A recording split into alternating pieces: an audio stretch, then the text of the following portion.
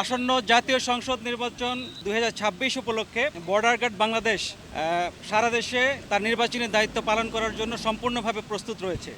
আর বিভিন্ন বাহিনীর সাথে যেমন army, BGB, army, answer, VDP, RAB, police এবং স্থানীয় প্রশাসনের সাথে আমরা সমন্বয় করে আমাদের কার্যক্রমগুলি পরিচালনা করব। আপনারা জানেন আজকে বিজেপির 37,000-এরও বেশি সদস্য আজকে আমাদের সারা দেশে মোতায়েন হয়েছে সম্পূর্ণভাবে।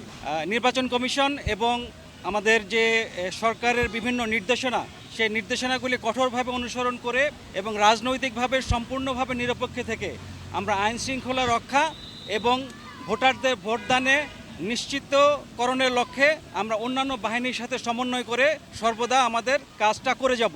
আশা করি এখন যেহেতু আমরা অনগ্রাউন্ডে মাঠে নেমে গিয়েছি, এখানে আমাদের সর্বোচ্চ সংখ্যক জনবল, আমরা ইতিহাসে এত জনবল কখনো মোতায়েন করি নাই।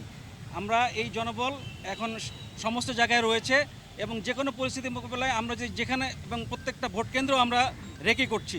রেকি করে তার পরিস্থিতি, যাওয়ার রুট, কতক্ষণ সময় লাগবে, আমরা যাতে 4-5 মিনিটের মধ্যে যেন সমস্ত ভোট কেন্দ্রে যেতে পারি সেই ব্যবস্থা এবং প্ল্যানিং করা হয়ে গেছে।